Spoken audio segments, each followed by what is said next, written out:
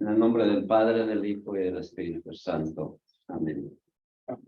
Dios mío, ven en mi auxilio. Señor, date prisa en socorrerme. Gloria al Padre, al Hijo y al Espíritu Santo. Como en el principio, ahora y siempre, por los siglos de los siglos. Amén. Ven, Señor Jesús. Yo soy la raíz y el Hijo de David, la estrella radiante de la mañana. El Espíritu y la esposa dicen, ven, Señor Jesús. Quien la Quien oiga, diga, ven, Señor. Quien tenga sed, que venga. Quien lo desee, que tome el don del agua de la vida. Si yo vengo pronto, amén. Ven, Señor Jesús. Saldrá el Señor de su santuario y vendrá a salvar a su pueblo. Bueno, ¿empezamos este lado? El lado de la derecha el primero y nosotros a la izquierda el segundo. Okay. Los que confían en el Señor son como el monte Sión, no tiembla en estar sentado para siempre. Jerusalén está rodeada de montañas, y el Señor rodea a su pueblo ahora y por siempre. No pesará el centro de los malvados sobre el lote de los justos, no sea que los justos extiendan su mano a la maldad. Señor, concede bien a los buenos, a los sinceros de corazón, y a los que se desvían por sendas tortuosas, que los rechace el Señor con los malhechores. Paz a Israel. Saldrá el Señor de su santuario y vendrá a salvar a su pueblo. Tenemos en Sión una ciudad fuerte. El Salvador ha puesto en ella murallas y baluartes. Abrid las puertas, que con nosotros está Dios. Señor, mi corazón no es ambicioso, ni mis ojos altaneros. No pretendo sino que como un niño abrazado. Espera Israel en el Señor, ahora y por siempre. Tenemos en Sion una ciudad fuerte. El Salvador ha puesto en ella murallas y baluartes. Abrir las puertas, que con nosotros está Dios. Conozca la tierra, Señor, tus caminos, todos los pueblos tu salvación. Eres digno, Señor Dios nuestro, de recibir la gloria, el honor, porque tú has creado el universo, porque por tu voluntad lo que no existía fue creado. Eres digno de tomar el libro y abrir sus sellos, porque fuiste degollado, y con tu sangre compraste para Dios hombres de toda raza, lengua, pueblo y nación. Y has hecho de ellos para nuestro Dios un reino de sacerdotes, y reinan sobre la tierra. Digno es el Cordero degollado, de recibir el poder, la riqueza, la sabiduría, la fuerza, el honor, la gloria y la alabanza. Conozca la tierra, Señor, tus caminos, todos los pueblos tu salvación. Esperamos que venga como Salvador Cristo Jesús, el Señor. Él transfigurará nuestro cuerpo de humilde condición en un cuerpo glorioso, semejante al suyo, en virtud del poder que tiene para someter a su imperio todas las cosas.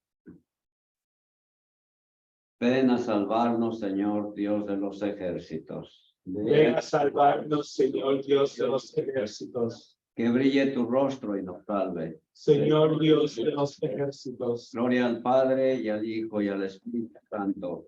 Ven a salvarnos, Señor Dios de los ejércitos. Con perseverancia has salvado tu alma, Lucía, esposa de Cristo. Has superado las cosas del mundo y brillas con los ángeles. Has vencido al enemigo con tu propia sangre.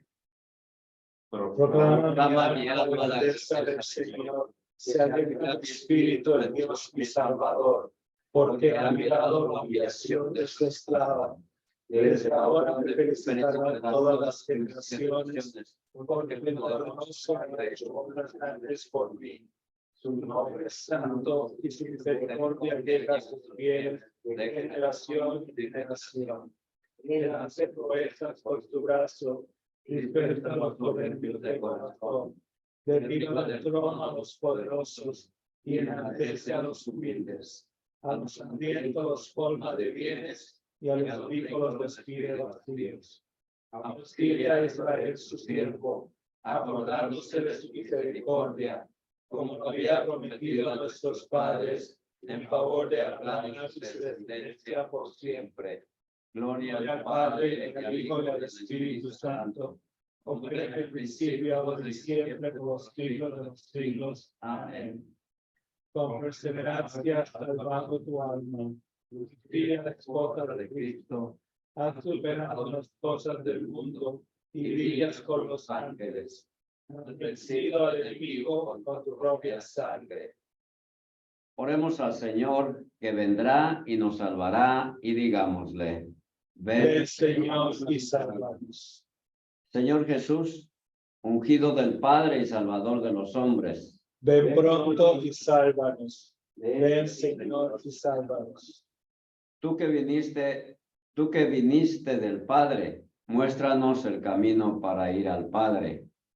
Tú que fuiste concebido por obra del Espíritu Santo, renuévanos a nosotros con la fuerza de este mismo Espíritu Santo. Ven, Señor, y sálvanos. Tú que hiciste hombres en el seno de la Virgen María, líbranos de la corrupción de la carne. Ven, Señor, y sálvanos. acuérdate, Señor, de todos los hombres que desde el comienzo del mundo esperaron en ti. Siguiendo las enseñanzas del Salvador, oremos a Dios diciendo: Padre nuestro que estás en el cielo, santificado sea tu nombre. Venga a nosotros tu reino. Hágase tu voluntad en la tierra como en el cielo. Danos hoy nuestro pan de cada día. Perdona nuestras ofensas, como también nosotros perdonamos a los que nos ofenden. No nos dejes caer en la tentación y líbranos del mal. Señor, el Señor nos bendiga, nos guarde de todo mal y nos lleve a la vida eterna. Amén. Padre, Hijo, Espíritu Santo. Amén. ¿Cantaste la oración? Sí. ¿Mande? ¿Es la oración? La oración final. Aquí queda. Ok, muy buenas noches a todos y a todas. Buenas noches. El roster para que firmen está por ahí pasando, así que pásenlo. ¿Quién nos falta? Tenemos a todos que quieren estar. Bienvenidos a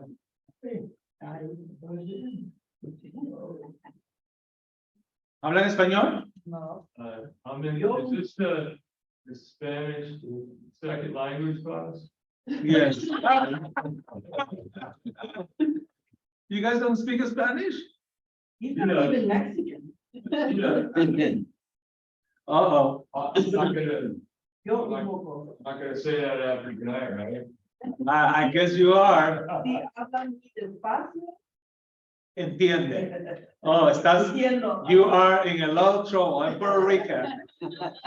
Puerto Ricans speak at the speed of the light. Woo. Okay, well, we're trying to be bilingual tonight, even though all our materials are in Spanish. There were supposed to be 2 more from your class meeting with us tonight, so I guess they decided to quit. I just wanted to, primero que nada, feliz Día de la Guadalupe, a pesar de que fue ayer. Espero que todos hayan pasado un buen día de la Guadalupe y hayan disfrutado en sus parroquias. You all have a wonderful Guadalupe. Yesterday was the longest day for me. I was up at 3 in the morning, go to the mañanitas at 4, Wow. mass at 5, work all day, and then have mass again at 7. So welcome, future deacons. That is what is on the schedule for you.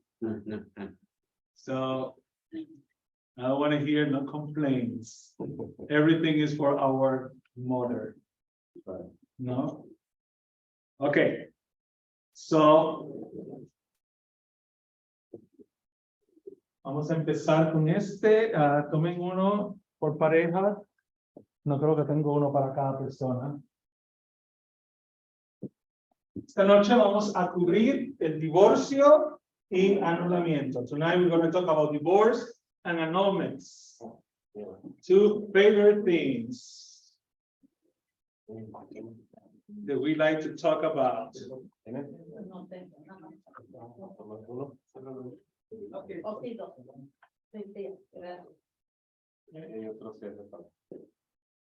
Ya, si vienen las otras dos, porque solamente no hice para jugar. Okay. Aquí hay algunos otros por si Okay. Okay. So, when we talk about divorce in the Catholic Church, cuando hablamos sobre divorcio en la Iglesia Católica, hay diferentes mentalidades, diferentes mitos allá en la mentalidad de nuestra feligresía. People see divorce different ways among our faithful. They, sadly to say, we turn to judge, ¿no? Convertimos en jueces de las personas, sin saber cuáles son sus problemas, what was the cause of their divorce. And I'm sure you probably have heard many things in your parishes, people complaining, why the Catholic Church accepting divorced people in the church, ¿por qué los dejamos que sean ministros? Etcétera, etcétera. So anybody has a story to tell about that? Anything to share? ¿Algún feligres que haya venido donde ustedes? ¿Por qué María está siendo lectora si ya está divorciada? No? No. Well, because you guys are not deacons yet. Just wait until you become a deacon. La iglesia no condena el divorcio. Okay? Eso es lo primero que tenemos que mirar. We don't condemn divorce. We recognize as a church that marriage sometimes doesn't work for some people. Okay? And even though our vows says until death apart, the church recognizes that sometimes people enter into marriage, las parejas entran hacia el matrimonio, with a wrong understanding of what marriage is about. Okay? And even though sometimes it's hard to believe that, it's still happening, you know. Todavía tenemos parejas que entran al matrimonio por diferentes causas y sin saber realmente lo que el matrimonio es. Por ejemplo, as an example, couples that get married because they're expecting a baby. So now the reason of their marriage is what? The baby. Realmente no se casaron porque estaban enamorados o se querían casar. Se están casando más que nada por cumplir, porque tienen un hijo que viene de camino. Y muchas veces es por obligación o son obligados, ¿no? Most of the time they're doing it for obligation, or their parents tell them, you are going to get married, or you are going to marry my daughter because she's expecting your baby. Okay? So that could be a reason for a couple later on to get divorced, and even for a reason for an annulment, as we're going to talk about later on. Okay?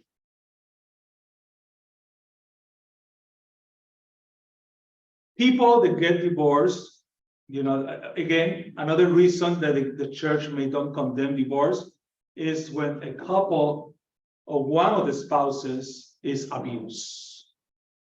Okay. Yes, we're trying to work with the couple, we're trying to work with the abuser, and trying to see if through counseling that marriage can be saved, but sometimes it cannot be done. Tenemos una persona que es un abusador o una abusadora y puede poner en peligro la vida de uno de los esposos. La iglesia no va a negar la oportunidad de la separación de esa pareja, porque la vida es más importante para nosotros. Okay? Life is more important. So yes, there will be times in which divorce will be the only way out in a marriage. And the church do recognize that. Okay? So we have to be careful, especially as a future deacons and deacon's wife, on how we may project our beliefs in terms of divorce with our congregation, or even with our family and friends, okay? Because we cannot be sounding as judges out there of what people's lives are and what's happening, okay? I have personally been in the need to take, and most of the time it's sad to say, but it's the females, the ones that are suffering. But I had one time to go to a house and take this woman and her child out of the house. We waited until the husband left. I came over, picked her up, packed her stuff as much as she could have, and took her to her shelter with her child, because it was either that or she was going to get killed by her husband. So there are times that you may be called to do things like that. Momentos en que usted va a tener que ayudar a alguien en su feligresía por peligro a muerte. Okay? So just be aware of that. El documento que les di son párrafos de el Catecismo de la Iglesia Católica que nos habla sobre qué la Iglesia dice sobre el divorcio. So this document I gave you guys is basically some paragraph that I pull out of the Catechism of the Catholic Church that speaks about divorce, okay? So let's look at the first one. Párrafo 2382 nos dice: el Señor Jesús insiste en la intención original del Creador, que quería un matrimonio indisoluble. And we can see that on the Gospel of Matthew, Mark, Luke, and the first letter of Paul to the Corinthians. And the church also says, y deroga la tolerancia que se había introducido en la ley antigua. That comes from Matthew. Entre bautizados católicos, el matrimonio celebrado y consumado no puede ser disuelto por ningún poder humano ni por ninguna causa fuera de la muerte. Eso es lo que nos dice el Canon Law número 1141. In other ways, Canon Law 1141 says, marriage that is been celebrated and consummated cannot be dissolved by no human or by nobody unless it's by death. However, as I said earlier, we are not going to stand and wait for somebody to kill somebody to say, okay, now you can dissolve this marriage, okay? It's by natural death, okay? Not by a spouse killing the other. Okay? El párrafo 2383 nos dice, la separación, no el divorcio y la vuelta a casar de los esposos con mantención del vínculo matrimonial puede ser legítima en ciertos casos previstos por el derecho canónico, una vez en los canon 1151, 1155. Si el divorcio civil representa la única manera posible de asegurar ciertos derechos legítimos, el cuidado de los hijos o la defensa del patrimonio puede ser tolerado sin constituir una falta moral, pero los cónyuges no pueden volverse a casar con otras personas. In other words, what did this mean? Anyone? ¿Qué significa esto? ¿Qué entienden ustedes que esto nos está diciendo? What do you understand this is telling us?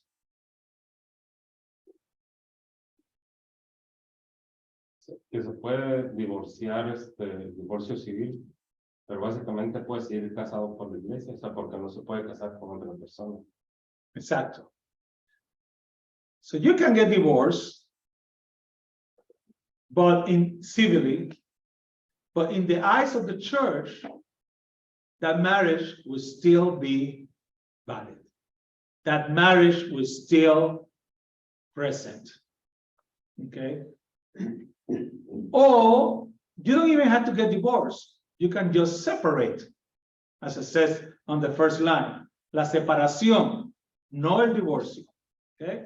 De los esposos con mantención del vínculo matrimonial puede ser legítima en ciertos casos previstos por derecho canónico, ¿no? En otras palabras, you can separate from your spouse, don't get too divorced, but you just separate, living in different households, and the church will agree with that as long as you don't live with somebody else.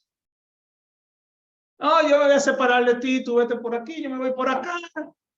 Y allá yo tengo a María esperando por mí, allá tú tienes a Pedro esperando por ti. Okay? And we live our own lives, we maintain our marriage, we don't get divorced, but we each are going to have our own partners and living our own life. Now, the church doesn't tolerate that, because that will be considered then what? Adultery, okay?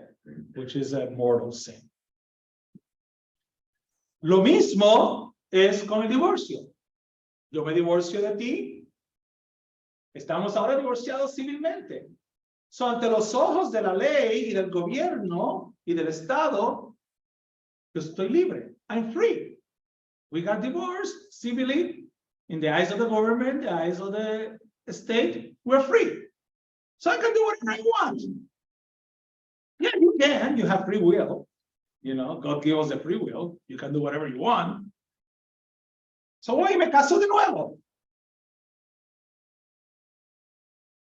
In the eyes of the church, and this is hard to hear for some people, but in the eyes of the church, you're still committing adultery.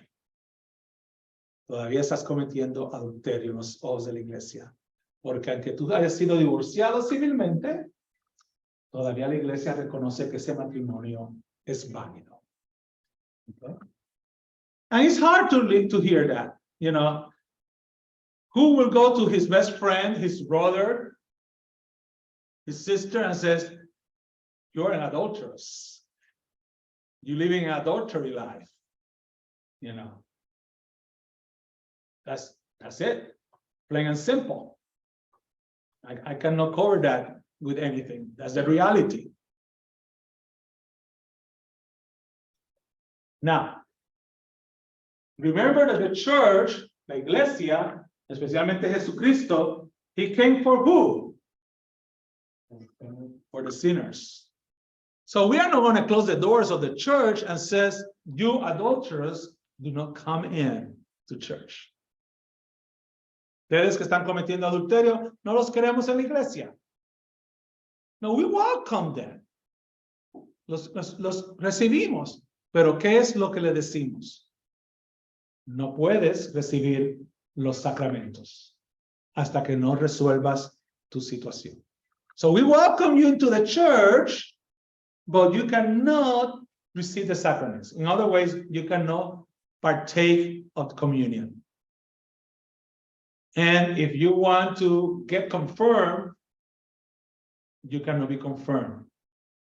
Y eso es lo que pasa muchas veces con casos en adultos que entran a ¿qué? A RICA. Porque quieren ser confirmados como adultos. Pero cuando usted va y los entrevistas, oh, pero tú estás casado fuera de la iglesia. Oh, sí, porque me divorcié. Ah, pues antes de poderte confirmar, antes de entrar al proceso de RICA para confirmarte, tenemos que validar tu matrimonio Y antes de validar tu matrimonio, tenemos que anular el matrimonio anterior. So it's a process, you know. We welcome you into the church. We don't allow you to receive the sacraments, but if you do want to get the sacraments, we will help you get to the process. You know, we will help you fix it. We will help you fix it. Okay. Some people don't want to. No, confírmame, ¿para qué tengo que hacer todo eso? That's the way it is. Okay, that's the way it is. Martín, ¿tenías pregunta? Por ejemplo, las personas que se han casado, por ejemplo, en congregaciones protestantes, todo eso, su matrimonio no es válido. Los matrimonios, la Iglesia Católica acepta los matrimonios cristianos, que son, pero no son sacramentales. Entonces, So, para en que este sean- caso, que uno puede proceder para casarse. Para casarse, si tienes que casar, perdóname, déjame clarificar. Si tú estás casado cristianamente en una iglesia cristiana, okay, yo me casé, nos casamos, yo soy católico y me casé en una iglesia bautista, la iglesia católica va a reconocer ese matrimonio. Pero si Los dos son protestantes. los dos son protestantes y entran, por ejemplo, quieren entrar a la iglesia católica, su matrimonio es válido. Y entonces cuando son reconocidos, entran y son aceptados a la iglesia católica y reciben la confirmación y primera comunión, el sacramento de ellos se convierte el matrimonio se convierte en un sacramento. Porque recuerda que el sacramento es entre dos personas bautizadas, cristianas. Entonces, cuando el protestante se separa, encuentra otra pareja y que va a ser católico, uno puede... Tiene que entonces hacer un anulamiento. Si el proceso es el mismo. ¿Ok? El proceso es el mismo. The process is the same. Ok, paragraph 2384, párrafo número 2384. Recuerden que nos dieron instrucciones de cuando Peter llegara, es todo en español. Sí. Nada en inglés. Poquito. It was his choice, no mine. Párrafo 2387 nos dice: el divorcio es una ofensa grave a la ley natural. Pretende romper el contrato aceptado libremente por los esposos de vivir juntos hasta la muerte. El divorcio atenta contra la alianza de salvación de la cual el matrimonio sacramental es un signo. El hecho de contraer una nueva unión, aunque reconocida por la ley civil, aumenta la gravedad de la ruptura. El cónyuge casado de nuevo se halla entonces en situación de adulterio público y permanente. Y entonces tenemos un ejemplo ahí de San Basilio. Si el marido, tras haberse separado de su mujer, se une a otra mujer, es adúltero porque hace cometer un adulterio a esta mujer, y la mujer que habita con él es adúltera porque ha traído así al marido de otra. We already talked about this. Basically, paragraph 2384, one more time, confirm that marriage in the church is until death apart. And if we do break that connection, esa alianza, I forgot alianza in English, covenant, that covenant, if we break that covenant, then we know that we are now on sin, and again, we are considered living in adultery, okay, in adulterous marriage. El próximo párrafo nos dice: el divorcio adquiere también su carácter inmoral a causa del desorden que introduce en la célula familiar y en la sociedad. Este desorden entraña daños graves para el cónyuge, que se ve abandonado, para los hijos, traumatizados por la separación de los padres y a menudo viviendo en tensión a causa de sus padres, y por su efecto contagioso que hace de él una verdadera plaga social. Básicamente, what is telling us that the divorce, not only by the nature of the divorce, is not acceptable and immoral in the church, but it is also what's happening. It's causing to the whole family cell damage. And we see that. I'm sure you got families and friends that are divorced. Who are the first ones that are suffering? Yes, the spouse suffer, okay, especially the one that is been abandoned, because normally the divorce starts by one side. And in many cases, the other side wasn't even expecting that. So that side that wasn't expecting that now feels abandonment. And in many cases, psychological damage, because now they feel like, what's wrong with me? That I cannot maintain a partner, you know? And then the children. Okay? So no solo el cónyuge que pierde el marido o la esposa, sino los hijos también. Y los hijos, en muchos casos, también psicológicamente están afectados, porque lo primero que van a pensar es que ¿somos nosotros la causa de que nuestros padres se divorciaron? ¿Acaso fuimos nosotros? Y el abandonamiento también, porque esos niños van a sufrir de que no van a estar viviendo como un hogar común y corriente donde hay un padre y una madre, sino que van a estar divididos. Y si empezamos los pleitos, de que si el papá lo coge por 3 días, la mamá lo coge por 4, que si las vacaciones este año son del papá, las vacaciones este año son de la mamá, you know, the children suffer because of that. You know, no, this Christmas, I go with mommy. Next Christmas is daddy's Christmas. Or this summer, 2 months, 1 month with dad, 1 month with mom. And then to add to that, sometimes it even enters the competition. Because the parent that has the kid wanted to be better than the other one, so that the kids love me more. Okay. So as paragraph 2385 says, this became a plague, a social plague in our society. El párrafo 2386 nos dice, puede ocurrir que uno de los cónyuges sea la víctima inocente del divorcio dictado en conformidad con la ley civil. Entonces no contradice el precepto moral para ese cónyuge inocente siempre y cuando no se vuelva a casar. What I just said, you know, sometimes we have victims. We had an abusive marriage. And that person that is being abused, they go through the divorce, she or he is not committing a moral sin, okay? As long as they don't remarry. Okay? Because es no su culpa. Okay? Es no su culpa. La iglesia hasta a veces los ayuda, como lo ayudé yo a esa pareja a esa mujer que les conté anteriormente. Existe una diferencia considerable entre el cónyuge que se ha esforzado con sinceridad por ser fiel al sacramento del matrimonio y se ve injustamente abandonado, y el que por una falta grave de su parte destruye un matrimonio canónicamente válido. Y eso viene del Familiares Consorcio, párrafo número 84. Ustedes todos tienen copia de ese Familiares Consorcio. ¿Okay? ¿Alguna pregunta sobre eso? Any questions so far?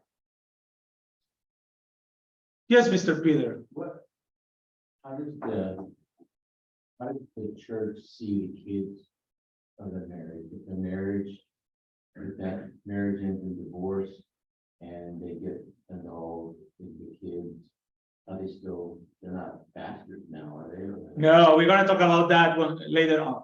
But the answer is no. The answer is no.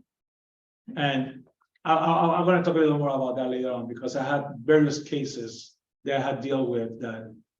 That's one of the reasons that sometimes the couples don't want to go through annulment, because they don't want their children now to feel like they are no real children, that they are bastards. You know, and that's not the case. No son bastardos. What happens if you're married in the church or parted ways? You get a civil divorce, but both couples, they want to pursue an annulment, but it doesn't get granted. That means they can't get married. They can get married, okay? But it will never be accepted by the church. Remember what I said earlier, everybody has free will. You can do whatever you want. But, you know, if the church do not grant their petition of annulment, and I have to be honest with you, it's very rare that the church would not grant a petition of annulment. You know, we try the best we can to help the couples so they can come back into the grace of the church. But it could be cases. It could be cases, you know.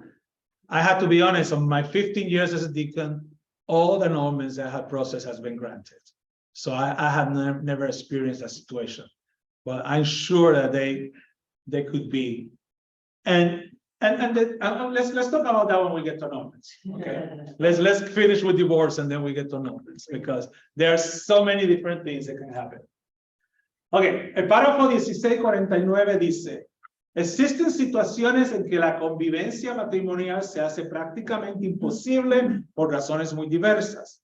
En tales casos, la Iglesia admite la separación física, no el divorcio, y la vuelta a casar de los esposos y el fin de la cohabitación. Los esposos no cesan de ser marido y mujer delante de Dios, ni son libres para contraer una nueva unión. Básicamente esto es lo mismo que ya hemos hablado. Basically, this is what we already have talked about, okay? What the church says. There are cases that you may have to separate.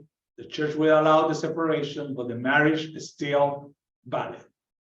And if you decide to divorce and remarry, then that's when the problem starts, okay? But as long as you are separated, you know, I know many people that have been divorced all their life and they have never remarried.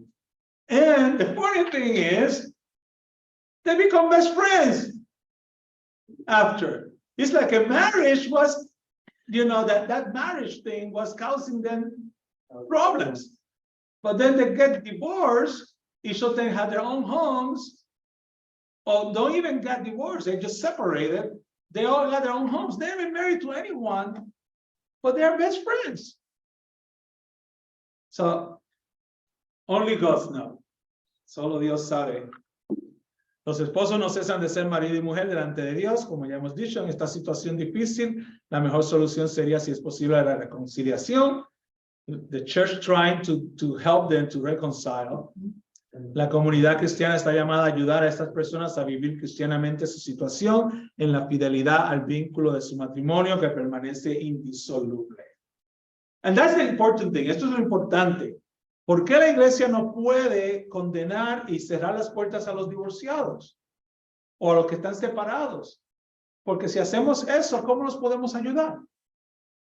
You know, la única forma que podemos ayudar a una persona que está divorciada o separada de su esposo a continuar viviendo una vida en las moral y con las leyes de la iglesia es recibiéndolo, ayudándolo. You know, si lo abandonamos, sabrá Dios lo que va a pasar. You know, if we abandon those people, we don't know what's going to happen with them. That's what the church has to welcome them. And as long as they don't remarry, they're welcome to be a productive member of the church. You know, and that's why, you know, if Mary is a lector and she got separated from her husband, or she get divorced, we cannot tell Mary, you cannot be a lector anymore, because we still consider her marriage to be valid. Now, the day that Mary gets another partner, that's the day that we stop and says, okay, Mary, now you have another partner. We had to postpone your ministry until you come back in the graces of the church. But we are not saying her, here, boom, we close the doors, goodbye. We says, you can continue to come to church. And we will even help you to come back to graces. Means either get an annulment, get married again in the church. But in the meantime, your ministry has to be put on hold. Okay? Sí, lo tenías la mano. Sí, lo bueno es que la iglesia, como madre, siempre tiene la esperanza de que durante este tiempo de discernimiento, ¿verdad?, recapacite la persona que quizás provocó el suceso, ¿no? Y pues con la ayuda de Dios, ¿verdad?, vuelva a renunciar con su fe. La esperanza de la iglesia es siempre ¿cuál? La reconciliación. Recuerden que ese es uno de los mayores aspectos de nuestra iglesia. Nosotros como hijos de Dios, venimos y nos vamos. ¿Cómo es que venimos y nos vamos? Pues cada vez que cometemos un pecado, nos alejamos. Aunque estemos ahí presentes, nos alejamos de Dios. Y a través de la reconciliación, regresamos. You know, as members of the church, that's what the church hope is, reconciliation. And that's what we do on the daily basis. You know, we as Christians, we as Catholics, we are constantly separating from the church and coming back. Because every time that we commit a sin, we separate. But when we reconcile through the sacrament of penance, we come back. So it's the same thing. So yeah, the hope is there. And I have seen it. I have seen it, you know, the hope is there. I've seen a couple that I'll be with you in a minute. I saw a couple that actually went through the divorce, the civil divorce. Now, this is something to ask you now. Couple married in the church, Catholic church, okay? They went and got divorced civilly. The marriage is still valid for the church. They reconciled, but because they got civilly divorced, they had to go back and get married civilly. Do I have to marry them again on the Catholic Church? No, because in the eyes of the church, they never were separated. The marriage was valid. I think that's where the miscommunication comes in. The person telling them, you need to change your ministry because of this and that. People get angry and they say, oh, they've excommunicated me. You know? It is. Because of how we treat it Mhm. to them and how we word it. It's like it's something that needs to be gently. You got the correct word right there, gently. We have to gently work with those people. But we are not the best in that. As Catholics, we are not the best. You know, we immediately take the hat of what? Of judges. When we know that the only judge is what? God. Martin, you have Una pregunta. Por ejemplo, en un caso de peligro de los hijos que corren un peligro, uno puede aconsejar a la pareja que pueda separarse de la otra. ¿Qué es lo que tú dices de peligro? ¿Que Ejemplo, uno de los esposos o padres esté maltratando a los niños? Sí, porque eso es también, el maltrato, el abuso no es solamente para los esposos, es también para los hijos. You know, y es triste de ver casos en que principalmente abuso sexual de parte del padre con las hijas y la esposa lo aguanta porque ella no quiere separarse de él porque ya él abusa a la nena, pero él paga la casa, él paga la luz, paga el agua, paga el techo. Y si me divorcio, me quedo en la calle. You know, in this case, I don't know if you guys understood the case, but, you know, he's talking about the case of the children being abused. You know, what the church would say about that, you know. It's okay for them to divorce. You know, the abuse is not only against the spouse, it's also against the children. And if I, as a spouse, know that my spouse is treating my children, and the only option that I have to separate my children is by me getting divorced, then yes. You know, but unfortunately, as I said, in many cases, is the man that is mistreating the children, and most of the time sexually, their daughters, you know, and the woman sometimes stays in the marriage because they wanted to be safe. Peter. What happens to a married deacon? What's that? What happens to a deacon? My class already knows that because I shared that with them before. I had one of my deacons in Hawaii, a friend of mine, he got divorced. And gosh, judgment came down on him. In his case was because the wife committed adultery. So during the process of separation, the bishop kind of put him on, how we call it these days, admin leave, until the situation was resolved and clarified. And yes, it was clarified and it was truly proved that was her that committed adultery and was her that initiated the divorce because she wanted to marry and get with the other man. So as soon as the divorce completed, and everything was clarified, he was instituted back again to his own parish, and all his faculties were given back to him. And he is still a deacon, and he will continue a deacon until such day he decides to get a partner. And that now everything will change and will end. Because in the eyes of the church, he's still married. And this is the case. Remember, as a deacons, if we lost our partner either by death or divorce, we cannot remarry.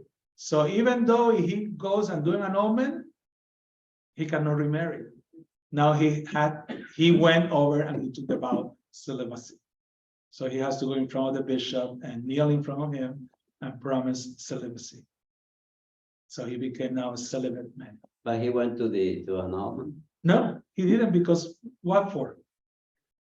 He wasn't on fault. He didn't want to end his marriage. It was her. Now, if she wants to marry back on the church, let her be the one to start annulment.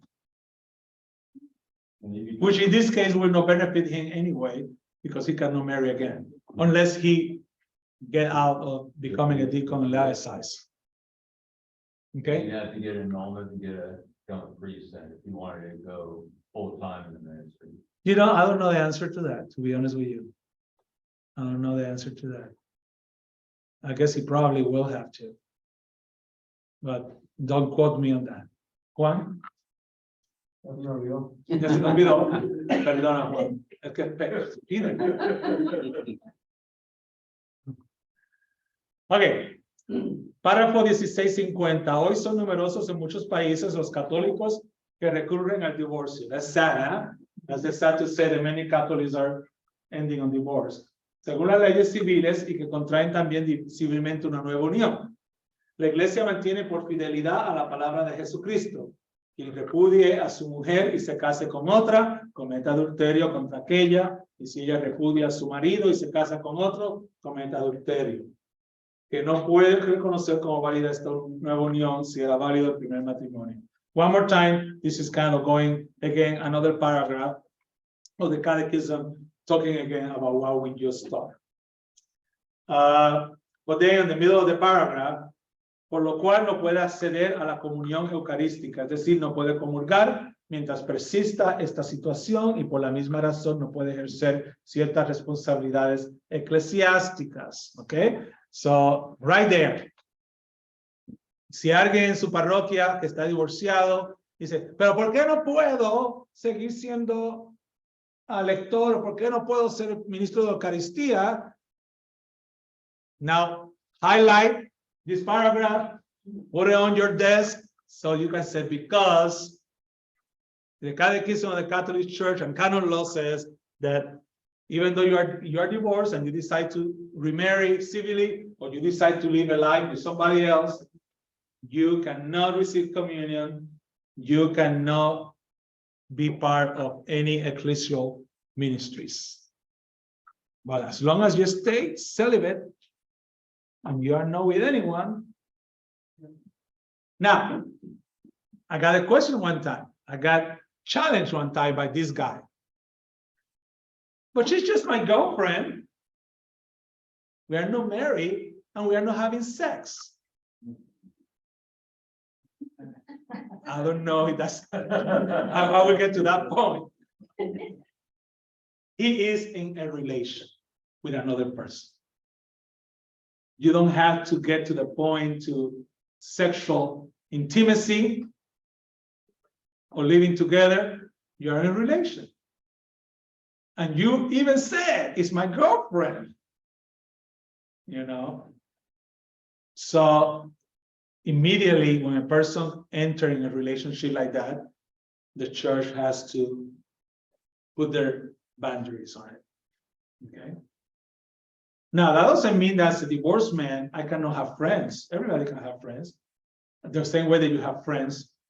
But when their friends becomes a little more intimate than a normal regular friend, then that's when. And that's why sometimes it's hard, ¿no? Se hace más difícil. Porque nadie está detrás de las puertas de cada uno mirando lo que está pasando dentro de la casa. So. Okay, last paragraph. El último párrafo por la página 13. Respecto a los cristianos que viven en esta situación, es decir, divorciados y vueltos a casar y con frecuencia conservan la fe y desean educar cristianamente a sus hijos, los sacerdotes y toda la comunidad deben dar prueba de una atenta solicitud a fin de que aquellos no se consideren como separados de la iglesia, de cuya vida pueden y deben participar en cuanto bautizados. Se les exhorta a escuchar la palabra de Dios, a frecuentar el sacrificio de la misa, pero sin comulgar, a perseverar en la oración, a incrementar las obras de caridad y las iniciativas de la comunidad en favor de la justicia, a educar a sus hijos en la fe cristiana, a cultivar el espíritu y las obras de penitencia, para implorar de este modo día a día la gracia de Dios. ¿Ok? En otras palabras, lo que ya hemos dicho, los aceptamos, pueden continuar su vida en la iglesia, pero no pueden recibir los sacramentos. And especially the children. Okay, you don't want to close the doors to those people because then who's going to suffer again? The children, because now they are not going to bring the children to the church. The children are not receive their sacraments, and the children are not on any fault of the parents' sins. So, because my parents are divorced, that doesn't mean that I cannot go to religious education and get my first communion and get my confirmation. Okay. Because at least we had the hope, tenemos la esperanza de que esos niños que van a crecer en un camino diferente que los padres. You know, it's the same situation, how many children we baptize that the parents are not married. If we stop baptizing children because the parents are not married, we will have no Christians in this church. No more. Our roles, our church will be half empty. It's sad I have to say that, but it's the truth. You know, la cantidad de católicos que van a misa, que están casados en la iglesia, muy poquitos. ¿Martín? En la comunidad hay personas que se han separado, se han juntado con otras personas, que ellos sí pueden participar ellos. Ellos no pueden, una persona que está separada, que está juntada con otra persona, están viviendo en relación, por lo tanto, no pueden ejercer ningún ministerio que sea litúrgico. ¿Puedo trabajar en el pantry? Yeah, eso no afecta de que tú ayudes pasando comida a los pobres. ¿Puedo ayudar en la oficina de la iglesia con folders y cosas de correspondencia? Yeah. Por ejemplo, la hospitalidad que están. Puedes estar también. You know, it's a very sensitive item. You know, Martin is asking, what happened if a couple, you know, what ministry a couple that is divorced, a person that is divorced, be able to assist? You know, there are many ministries in the church that I personally don't see a problem. If the person wanted to help in the food pantry, why not? Let that person go and help with the food pantry. If the person wanted help at the parking on traffic control, let them help. You know, if the person wanted, but it's liturgical ministries that they cannot be in. They cannot be involved in as electors. They cannot be involved teaching catechism. That's another one that they cannot be involved, because how can you teach something that you are not living? Okay, so you cannot be a catechist, and you cannot be a lector, you cannot be a Christian minister, you cannot be a homebound minister. Okay, but there are other things that you can do. So that is also a pastoral decision, where your pastor has to sit down with that person and see, you know, the number one thing is, let's try to help you fix your situation so that you can come back in full communion with the church. But if that's not possible right now, then this is the only thing that I can say you can help with. Okay? So siempre tratamos de ayudarlos a resolver su situación, y si no hay posibilidad, entonces le decimos, esto es lo que puedes hacer por ahora. And again, didn't you just say, like, if if they had a divorce and they help them to get the divorce, but they're not with someone else or not living with anyone else, and they decided like not to be with no one else, but they can still serve. Yes, They can serve. as long as you live a live of celibacy. And you are not in an intimate relationship with anyone. Yes, you can. Okay, that's the key. Because remember, as soon as you enter in an intimate relationship, then now you consider that you're committing adultery because your marriage is still valid in the eye of the church. Yes. But they can still support the parish in non-liturgical or. Yes, the non-liturgical roles, if they are involved in a relationship with somebody. But if they're not, they can also be liturgical ministers too. And they can't receive the sacrament. And they can receive the sacrament. They can if they are not in relationship with Right, but anybody. if they are living. But with if they are, they cannot. Okay. So everybody clear on that? As a future deacons, future spouses of deacons, you're going to be questioned on this, okay? You're going to be questioned on this. And you need to know what the church teaches. Ustedes tienen que saber lo que la iglesia enseña. Y estar preparados porque las personas van a venir y le van a preguntar. Yeah, I got one. Two people, they are married only civilly, but they're not living together because the wife needs to take care of their mother whose dad died or something, and the civil husband is taking care of his, but they get married civilly because of the insurance and the rights, all the. They just want the legal benefits rights. without the benefit. The legal rights to, when you go into a hospital, all those kinds of. That's a tough one. That's a tough one. Leave it to me. If they're never married in the church, they're married civilly, but they have never consummated. Yeah. That's the question now. Right, Did they got married and they consummate that yeah, they marriage? have it. If they haven't consummated the marriage, so in the eyes, I would say the marriage really in the eyes of the church doesn't exist. Because remember what we said in one of the paragraphs at the beginning of the document I gave you, the marriage has been consummated, so I would say no, but it's a tough one. It's one of those that the pastor will have to make a pastoral decision. Yeah. But high level, Yeah. We hand that off to the pastor. Yes. Let your pastor make that decision. Que su párroco decida. Porque al final él es el que va a tener que responder. He's the one who's going to have to answer to the people. I've heard of it. I had a different one. I had a couple that married civilly, old couple, they are under 70s. They married civilly. And when the wife wanted to marry in the church, but the husband didn't want to. Why? Because I'm sorry, let me get back. They are together, they never married civilly. They both are widowers, widower and widow, so they can marry again. But she wants to get married in the church, and when I start working on all the paperwork, he says, I don't want to do this. I don't want to get married. I says, why? Because I don't want IRS to come back now, and they are going to have all her money with my money, and they are going to have to start paying more taxes. She looked at him, and I look at her like, you want this character? Are you sure? You seem like what? Yo vivo en mi casa, ella vive en la suya. Salimos juntos, nos vamos a... For him was more a companionship. That's what he was looking for.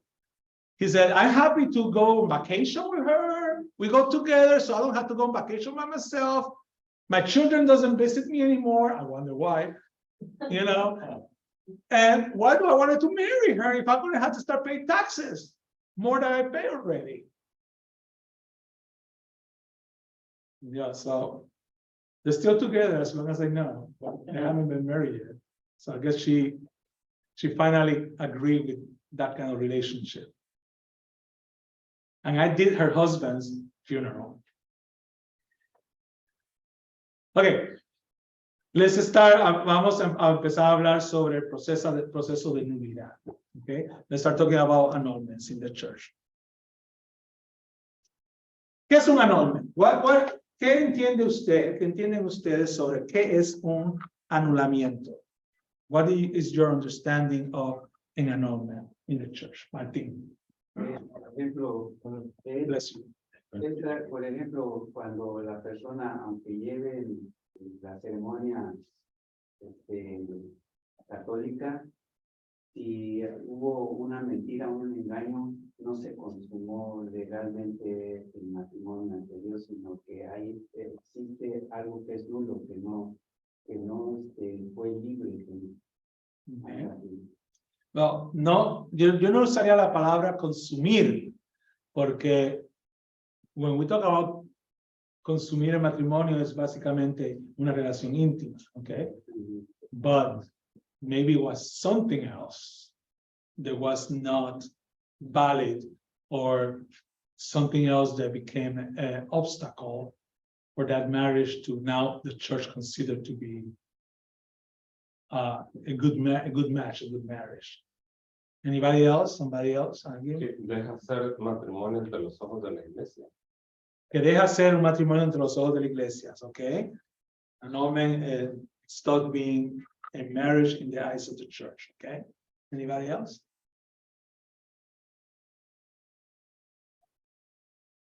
Okay, so vamos a ver qué dice aquí. La Iglesia Católica, ya hemos hablado sobre eso, cree que el matrimonio es un compromiso mutuo y exclusivo de por vida entre un hombre y una mujer.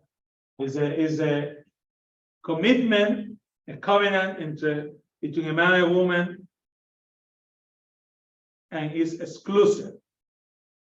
Ellos reciben y dan ayuda mutua, y amor, de allí nacerán y crecerán los hijos. Cuando católicos y cristianos ortodoxos se casan conforme a la norma de sus iglesias, o cuando personas de otras religiones se casan según sus normas o bajo la ley civil, la Iglesia Católica considera dichos matrimonios válidos. Martín, ahí está tu respuesta. Si el esposo o la esposa han sido bautizados, la Iglesia considera su matrimonio como un sacramento y cree que una vez consumado no puede ser disuelto por ningún poder humano, incluyendo la corte civil. In other ways, what it says in here is what? Catholics or Christians, they get married in their churches. You know, we're talking about baptized Christians. The Catholic Church consider that a valid marriage, okay?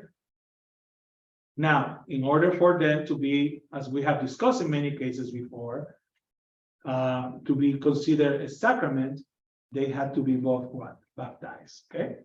And I don't know, you guys on the back over there, you guys have heard that before in your classes, but in marriage, in order, you know, that's something that not many people know about it. They call all marriages sacramental marriages because they were done on the church, but remember that only a sacramental marriage is between two baptized Christians, okay? So yo, Católico, I'm a Catholic, marry this person that doesn't believe on God.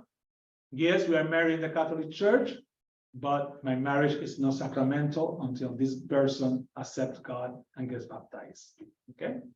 So we have to be, and that's something, you know, again, this is one of the other truths of the church, that we don't go around and tell everybody, oh, your matrimony is not sacrament. What?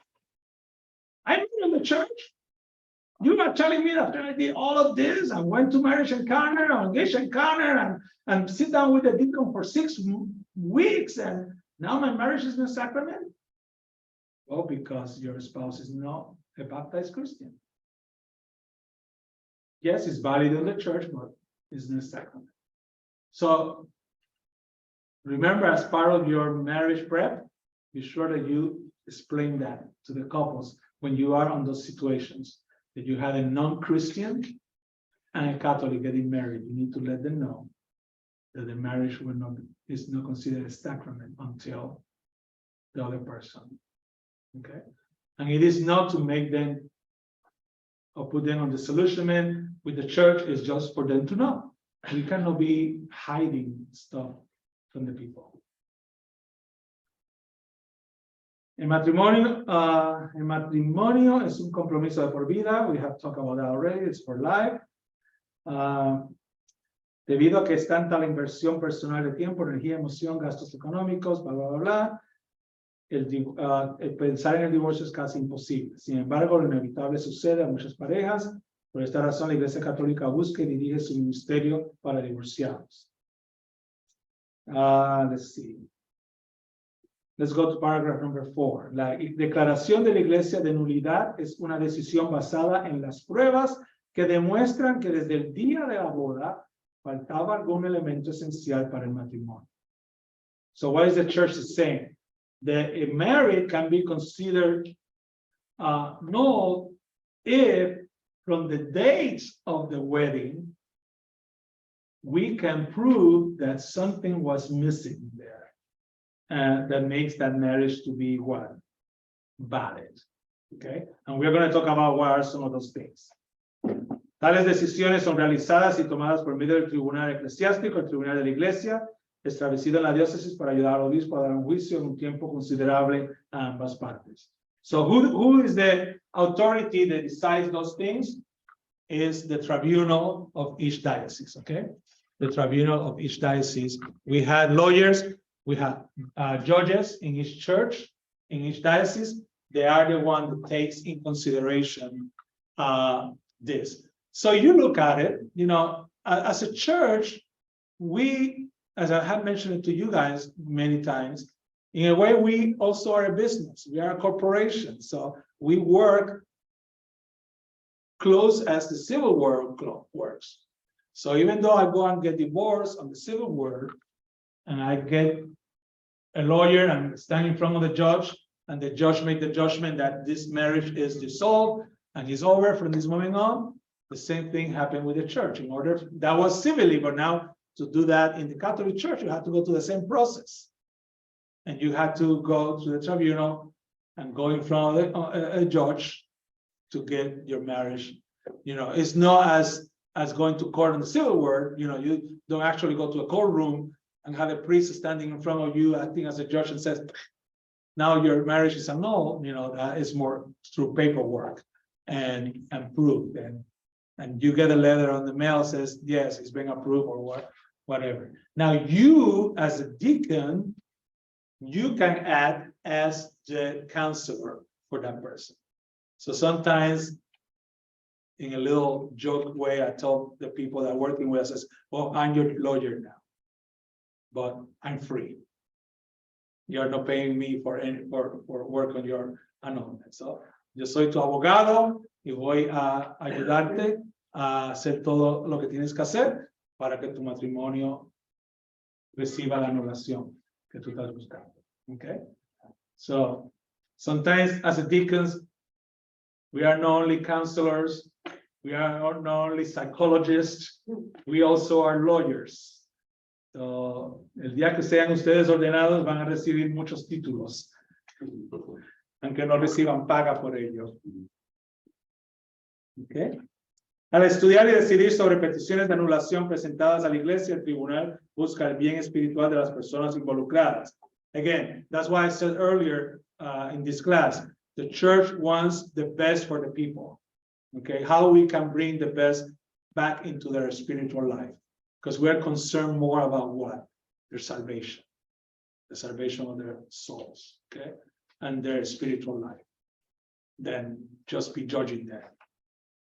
El tribunal no intenta reprochar a nadie por la separación matrimonial, ni impone consecuencias civiles en una decisión eclesiástica. Una decisión de nulidad no hace, la pregunta que hicieron ustedes ahorita, que los hijos se conviertan en ilegítimos. Si se puede usar para cuestionar la paternidad o para influir en la corte civil, para que establezca o cambie los términos de divorcio, la custodia de los niños, la ayuda o convenio económico. Si un matrimonio es considerado nulo por el tribunal, los cónyuges estarán en libertad para casarse de nuevo por la Iglesia Católica, siempre y cuando todos los requisitos establecidos por el tribunal se hayan cumplido.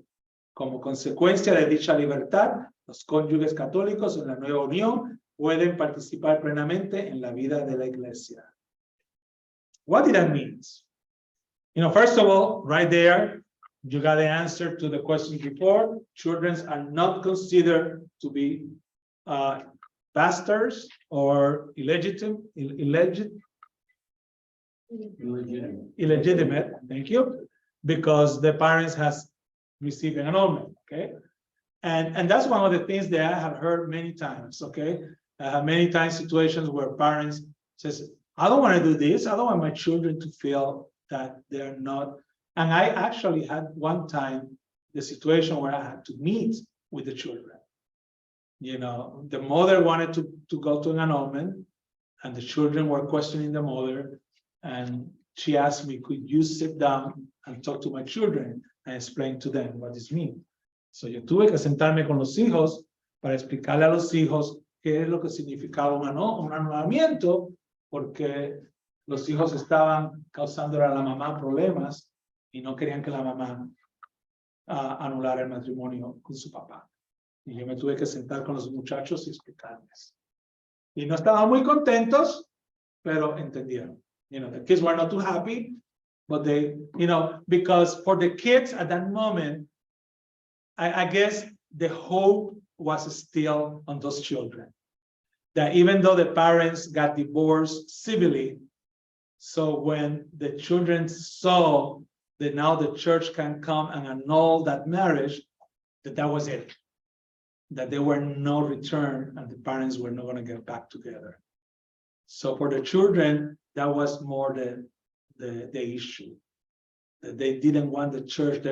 In another way, they wanted to kind of punish their parents and says, no, you are not going to annul this marriage to marry somebody else because we have the hope that you guys are going to come back together.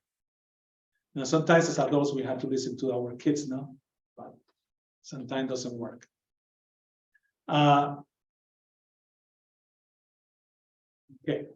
Now, the says in here, si un matrimonio es considerado nulo por el tribunal, los cónyuges estarán en libertad para casarse de nuevo por la Iglesia Católica, siempre y cuando todos los requisitos establecidos por el tribunal se hayan cumplido.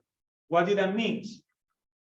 There may be cases in which, and I have one case like that, in which the tribunal says, we are going to give you this annulment, but with conditions. So the tribunal can do that. It's not a completely free pass. And guess what? One of the conditions could be you cannot marry again. And most of the time, somebody seeking an annulment is because what? They want to remarry. So right there, basically the church, for one reason or another, and that is the judge made that decision, and he will have to, the reasons why, you know, depends. And sometimes it's also because there was no enough information for the judge to really 100% say this marriage should be annulled, but I will consider it, but you have conditions. So I've seen that happen one time, you know. So be aware that when you work with couples or you work with people, we have to be honest from day one, as soon as you start the annulment process, to let the people know. First of all, this is going to take time. You know, one of the things I tell people is this is going to bring you to an emotional memory path, because you are going to have to go back from day one when you met that person, because the questions that we're going to see in a moment that you're going to have to ask these people goes from the moment that they met, their dating time, when they got engaged, their wedding, the first years of marriage. So that person, if they ended their marriage in a very bad situation, they may don't even want to remember that person. But if you want to do an annulment, guess what? You're going to have to remember them well, because in order for us to help you, we got to go all the way back to the beginning. So that's going to put you on a memory journey. Okay? And after all is done, it's no guarantee.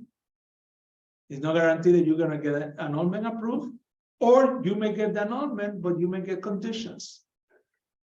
So you need to tell people all of that. Tenemos que decirle a las personas todo eso, de que van a pasar por una jornada emocional y de que no hay seguridad de que su anulamiento vaya a ser aprobado, y que tal vez tengan condiciones.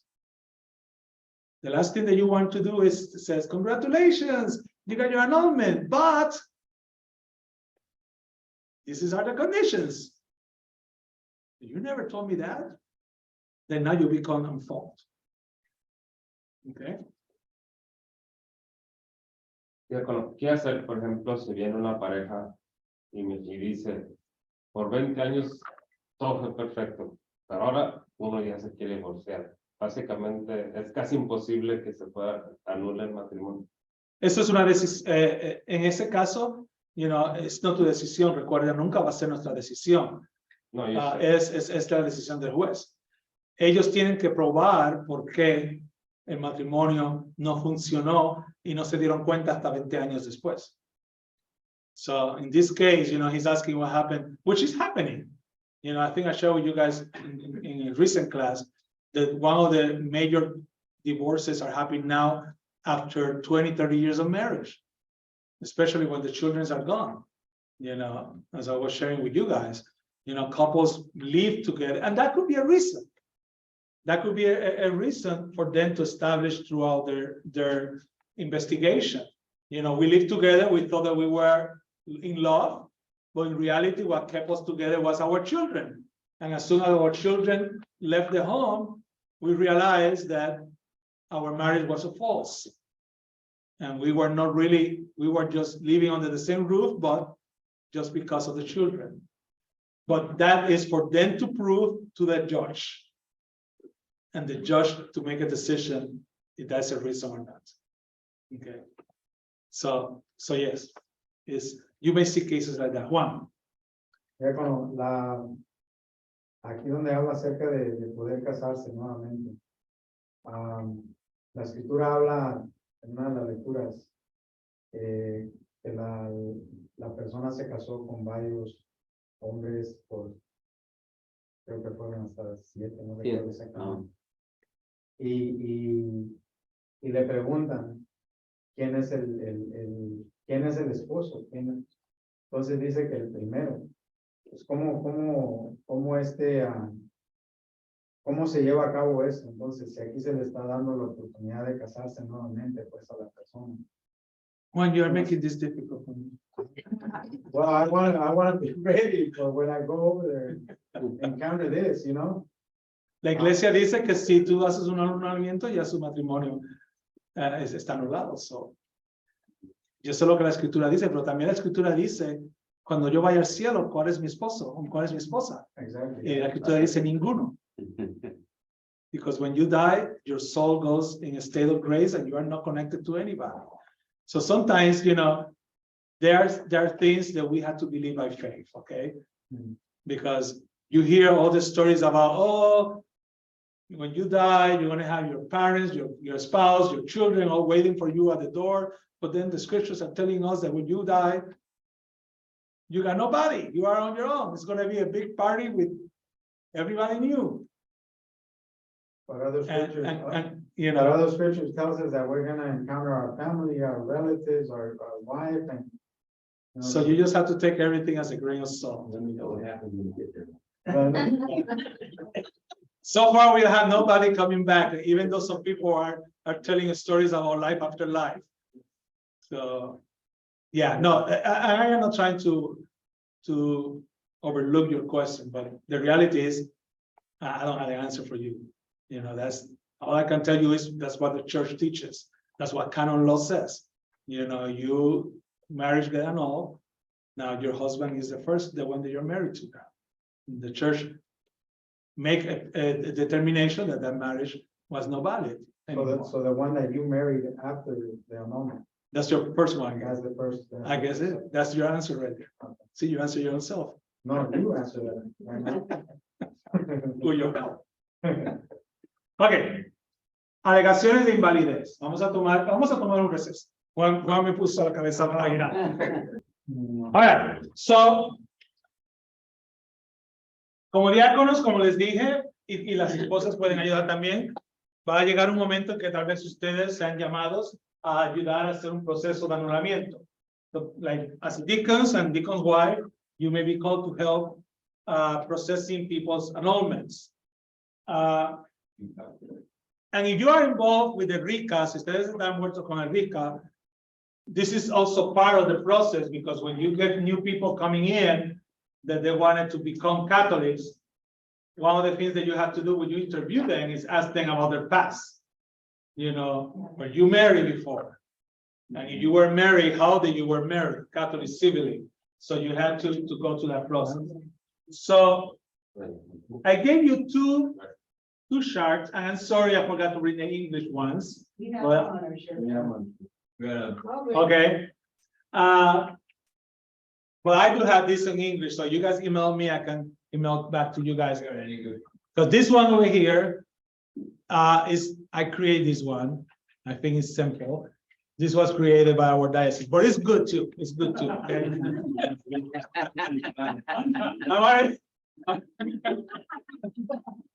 I want to keep my job, so this is good.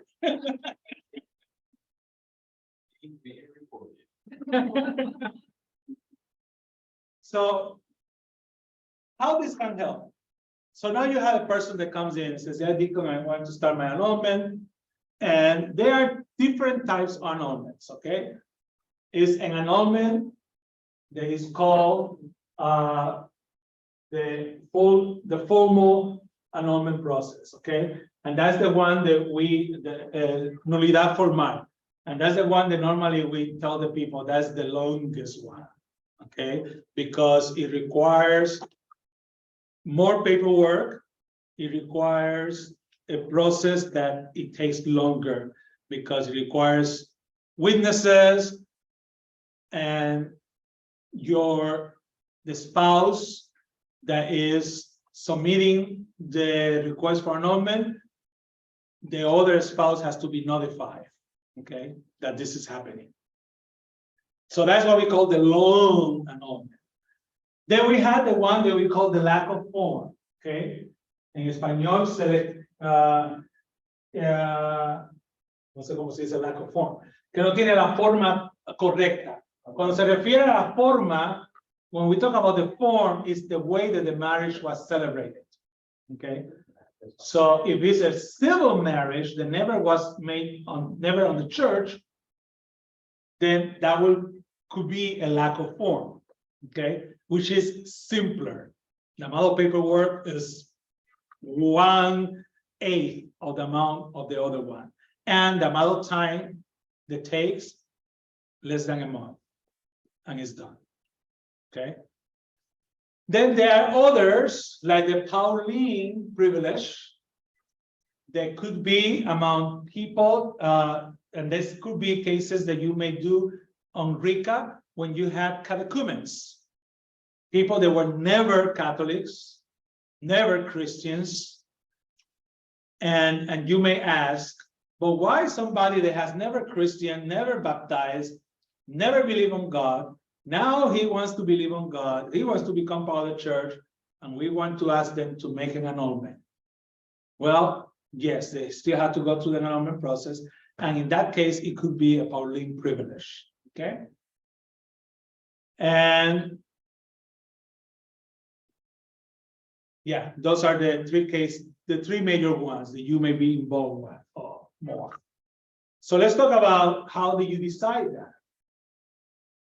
Oh, the other one is the effect of consent, the effect of consentimiento. That is another one that you may be able to get. So let's look at the one that our diocese has first. So you sit down with a couple, and then you're going to start asking questions. And the reason that you ask these questions is because you go down the process, and depends on their answers is how you're going to make a decision what is the proper annulment that they need to go through. So the first question is, let's say that you had a couple, both of them Catholics, husband, wife, Catholics. So the first, and we are on this column right here, okay? This column right here. So both of them are Catholics. So the first question you're going to ask them, ¿se casaron ante un sacerdote o un diácono católico? Se casaron en la iglesia católica. Basically, you got married in the church, in the Catholic Church, by a deacon or by a priest. They're going to tell you, yes, we were married at San Martin, or we were married at the cathedral. Well, that's an easy answer. You see the arrow? It goes straight down to a formal process, which means that's the long one. That's the long process, okay? So two Catholics married the church, got divorced. Now they want to get an annulment because they are Catholics and they knew better, and they knew the marriage was until death apart. We are going to make them work harder. They had to get through the longer process, okay? Now, what about if they say, no, no nos casamos con un sacerdote o un diácono, no nos casamos en la iglesia. We just went to the court and the judge married us, even though we are both Catholics, okay? Then that will be considered a lack of form, falta de forma, which means you are Catholic and you knew that the way to do it was through the Catholic Church. So you use the wrong form to get married. And that's why we call the lack of form. And that is the easy, simpler one, okay? So there you got already your answer. Depends on what they tell you for two Catholics. Now, if they said, I got married in front of a priest or a deacon, but not in the church, which I will question how that happened, because marriage should be always in the church. But let's say that, I don't know under what circumstances that may be, then it will be possible falta de delegación o defecto de forma. Why? Because the marriage should happen in the church, even though that was done by the Catholic priest or deacon. And because of that, the marriage was done wrong. Because there are two conditions, okay? As Catholics, you have to be married by a Catholic priest or a Catholic deacon, and you have to be married in the church. That's when Catholics comes to you and says, but deacon, I wanted to marry in the beach. Or can you come and marry me at the Hilton? You know, we don't want to go to the church. No, I cannot do that. You want me to marry you as a deacon or father marry you? Is in the church. Is in the church. So those are the two conditions. Like baptism, you need to have water and the Trinitary formula. Marriage, you need to have the proper clergy and in the church. Okay? But again, if it happens that, I don't know how that happened, but it happened that the priest or a deacon went and married somebody in the Hilton, then that could be a reason for a lack of form, because it was done improperly. Okay? So that is the first case, when you have two Catholics. Yes. Pero antes iban muchos sacerdotes a casar a casas, a ranchos y todo eso, entonces ese matrimonio, si se anula, si piden anulación. Well, that may be probable, ese posiblemente es el caso, pero yo no, por lo menos, lo viejo que yo soy, yo no me acuerdo de nada de eso. Tú tienes que estar hablando en los 50, en los 40. No. Back in the 1940s, or another country, or no in this country. Seriously, Oh, yeah? I remember that there's, like 20 years ago, some priests go to different houses or. And marry people at their houses. Yeah, they Wow. get married, the baptism, the first communion. I don't recall the. Well, maybe that's the cases that we're talking about here. Yeah, I Which- know that there's priests that aren't priests anymore, but they call themselves priests. Well, that would not be a Catholic priest anymore. Right, but I know that some they call themselves. Yeah. Yeah, well, the case that she's saying is a Catholic priest. Yeah. They marry people on farms, on their homes. Yeah. You know, I would probably say maybe that can happen on your countries, or countries where it's hard for people to go to the church because it's the distance, you know, and priest doesn't come that often.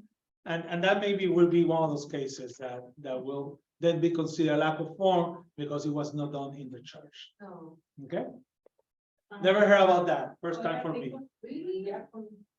Dijo, no, perdón. Mis papás ellos se casaron en su casa, los casaron porque eran acuarios. ¿Oh, sí? Ajá. Wow, nunca he oído Y eso. algunas iglesias se tapaban los tantos. You can marry during Lent season. It's just that. Fue en México. See, and that could be the case. It could be a cultural, different countries. And maybe that's why they have that over here, because we have so many people in the United States now, especially in our diocese, that are coming from so many different countries that you don't know how the marriage happened. But as long as I've been alive, it's always been in the church. I have never attended a wedding between Catholics that hasn't been in a church. Yes, I have been attending to weddings in hotels, but there are people, friends of mine, that are not Catholics there. No, I had a cousin that was married by one of those priests, and he told everybody that he was a real Catholic priest. Oh, yeah. And I knew he wasn't, because I'm smart that way, but everybody else was. And we have to be careful with that. Okay, let's look at the middle column, the green one. This is a little more complicated. Look at all the arrows. Okay, so now you had a couple. Let's talk about Peter and Mary. And Peter is non-Catholic. He's a Mormon. Mary is a Catholic. Okay? And Mary is coming to process an annulment. So you're going to ask them, se casaron ante un sacerdote. Oh, Maria, the translation there is so bad. Se casaron ante un sacerdote diácono católico o se casaron en la iglesia católica. If she say yes, we marry in the Catholic Church, because remember, she's Catholic. Even though she married a Mormon, she had the right to marry in the Catholic Church. And she said, yes, we did marry in the Catholic Church. Then you go down. And the next question you're going to ask, uno estaba bautizado? Well, if they marry in the Catholic Church, and she's Catholic, she must be being baptized.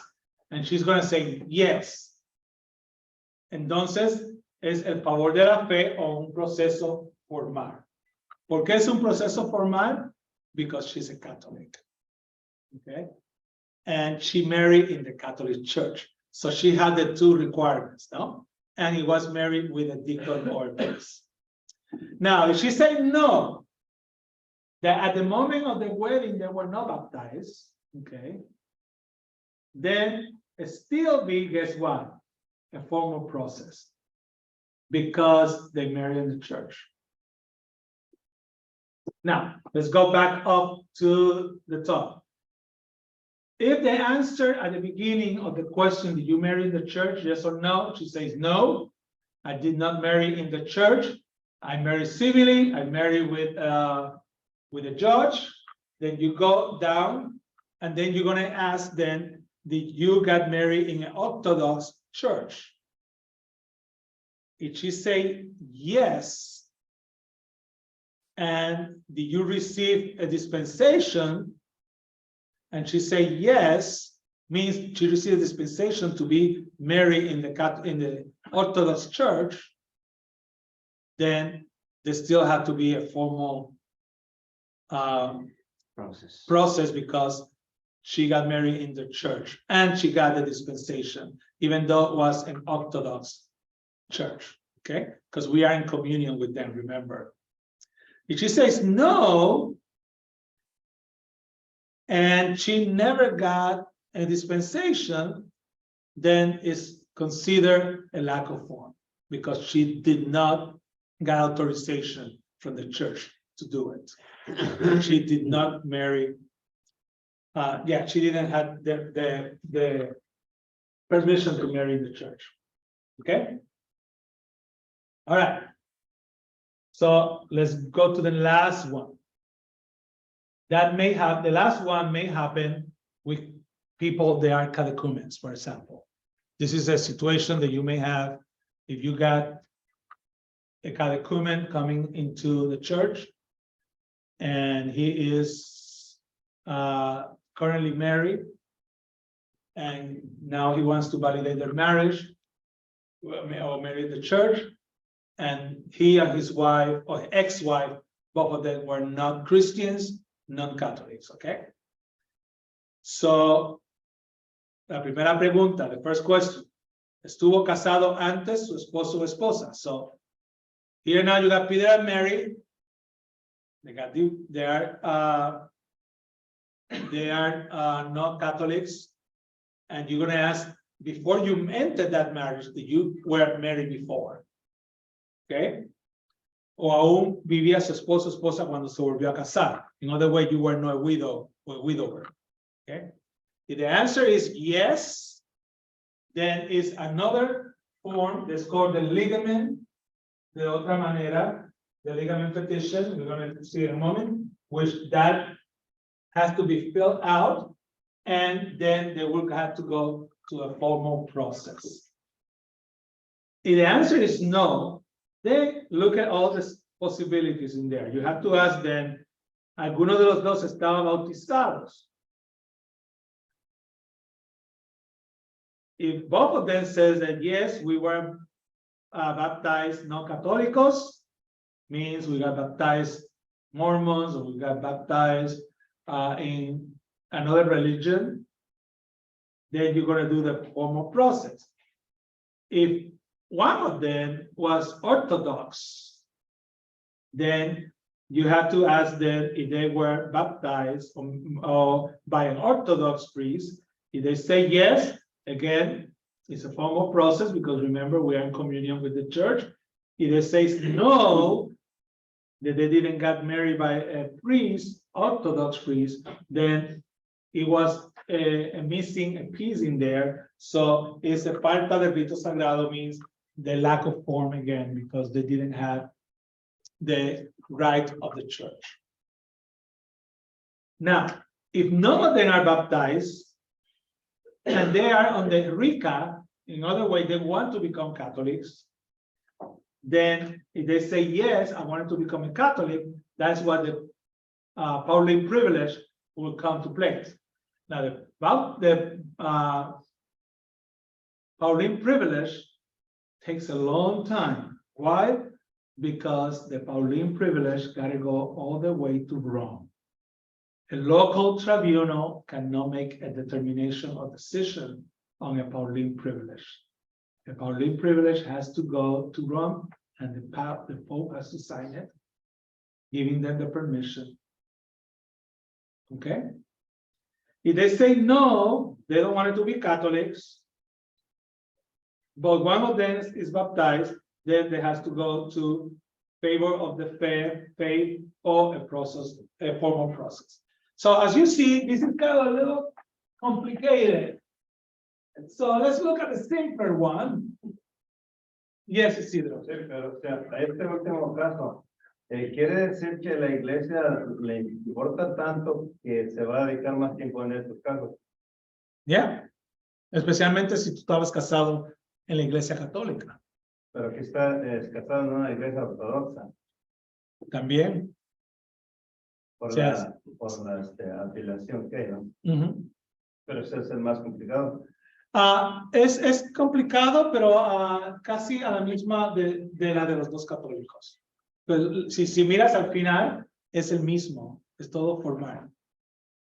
Aparte, pero solamente cuando son dos non-Catholics, non-baptized, that you do the Pauline privilege, and that's the one. And it's less paperwork, but takes longer because got to go to the Pope.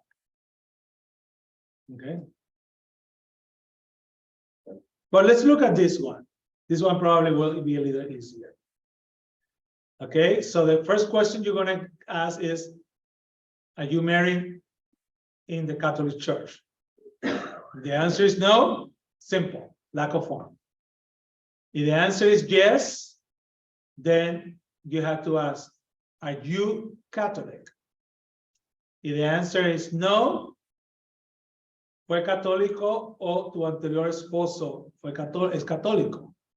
You know, because I can be doing an annulment and I'm not Catholic, okay, but I'm going to be marrying a Catholic. Remember that in these cases, you may be asking, why we're doing this? Well, it could be that Mary is Catholic, marrying Peter. Mary had never been married before, but Peter has been married before. So now, in order for Peter to marry the Catholic marry, even though Peter is not Catholic, he has to do an annulment for his prior marriage before he can marry the Catholic Mary. Okay? Everybody follow me? So that's why when you ask these questions and you said, well, are you Catholic or no, I am, but my ex-husband wasn't, and he is the one doing the annulment in his case. So because he wasn't Catholic, but you have to ask him, okay, you were not Catholic, tú no eres católico, pero tu esposa en tu matrimonio anterior era ella católica. It was your spouse Catholic in your prior marriage. If he say yes, then it's a vínculo anterior, proceso documental. That is the one that because this guy is not Catholic, but even though he was married to a Catholic person and in his prior marriage, then what they call it is a bond.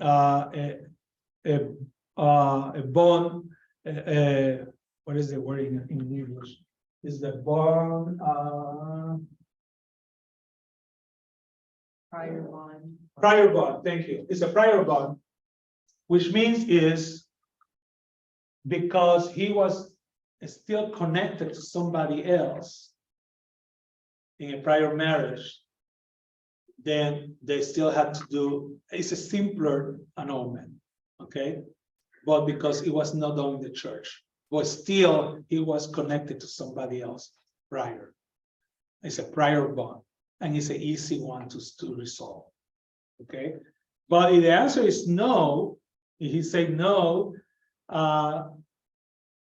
and then the question is, were you baptized? Or are you baptized? And he say no, then you still have to ask if your wife was baptized, and the answer is no, and you are seeking baptism, and the answer is yes, again down to privilege, public privilege. If the answer is, let's go back, are you baptized? He say yes, then is the lack of consent. If he say no, but my spouse was baptized, then it's still a lack of consent. So you just have to go with the answers, follow the arrows, and the arrows will take you to the right one. The last thing that you want to do is to make a decision out of the blue, and then you realize that you went through a whole process that was wrong. Okay? You don't want to put somebody into a process of 56 pages when they only needed to do 3. Because they're going to be mad at you. Because the court is going to come back, the tribunal is going to come back and says, no, we are not accepting this because you got the wrong one. You got the wrong one. Okay? Question. So, got a couple. I know the guy has been married, but wasn't a Catholic. Mm-hmm. I don't know if he got married in the Catholic Church, but Which you have to find out. he got divorced. He got remarried, but not in the Catholic Church. Okay. Wife is a Catholic. Wife said, hey, I want you to become a Catholic.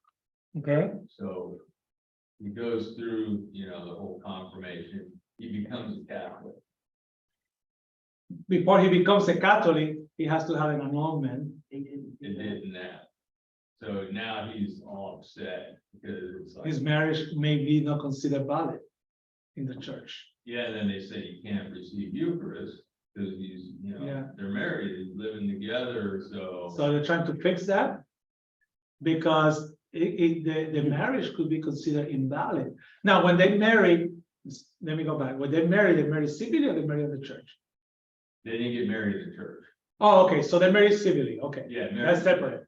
So that's separate. Yeah, they cannot receive communion because but this is the thing. What is wrong is that they accepted him in the faith without resolving.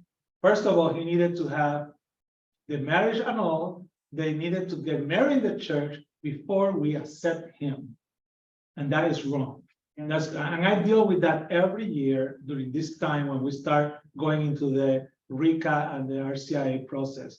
When we get all these situations happening and we let people come into the faith because we are more worried about getting more people in, regardless of we're doing it right or wrong. And we are not doing that person a favor.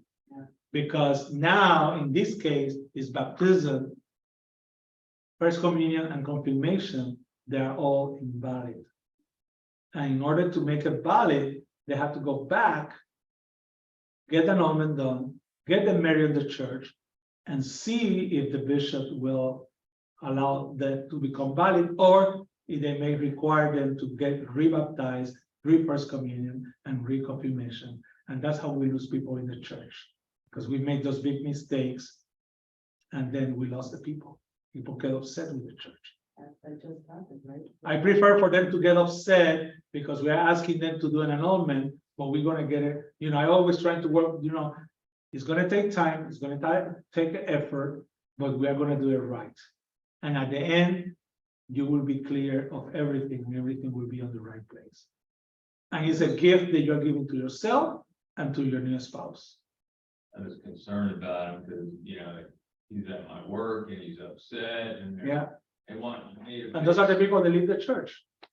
Yeah, and it's like, no, don't, let me help you here. Yeah, But then they're asking, you gotta pay $750, you know, for it. annulment, yes, I know. Sticky. Yeah, but the church also says that we don't stop anyone for not being able to pay. So, you know, if they cannot, they have to prove that they cannot pay, I think, but it's not like we are gonna tell you. Yeah, so this just happened this past That's, April. no, you know, last year I had a situation where the person in charge of the RCIA promised this person that your annulment will get clear, everything will be good. We are gonna be able to get you into baptize on Mr. Vigil, and 3 days before Easter Vigil, I get a phone call. Oh, Deacon, what am I gonna do? This person is so upset because the annulment hasn't get through. And if the annulment hasn't get through, that means he hasn't gonna be able to get married. Because after the annulment get through, he has to get married before we put him on the baptism form. And I baptized him anyway. And wait for the annulment, and I'm gonna tell him, and these guys that were living together, they're not gonna live together until the annulment comes to. I said, no, you cannot do that. What message you are sending out? No, you just have to tell him face through. I make a mistake. Sorry, it's my fault. If you are mad, don't be mad with the church. Be mad with me. I make a mistake. I promise you something that I should have never promised you. But we cannot do nothing until your annulment gets done. And when your annulment gets done, then we need to marry you. And then after you marry, then we can baptize and welcome you to the church. It's steps. We cannot jump the steps, and that's the problem that we have. We jump the steps. So never promise something to nobody that you have no control. And in terms of annulments, we have no control. Now, when you're processing annulments, one of the things that you're going to do, and again, let me pass all these forms.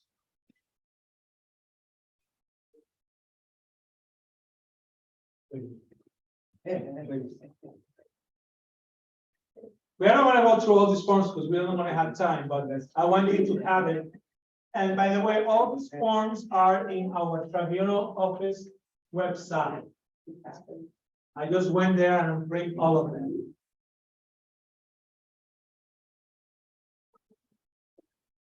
Be sure that everybody get one of each.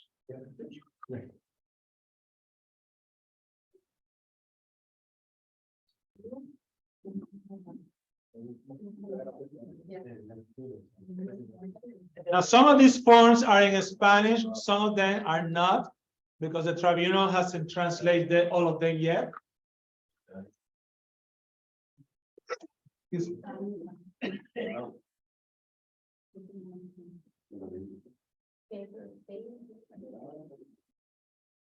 know, I want to say something from the start.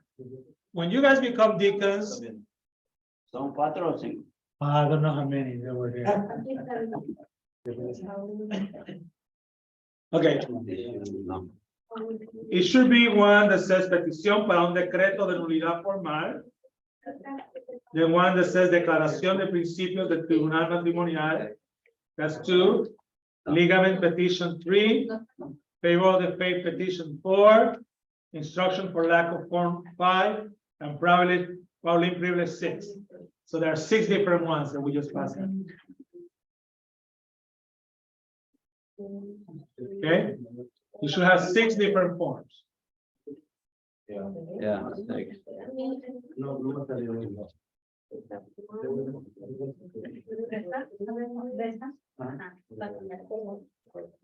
Okay, Or you only have 4.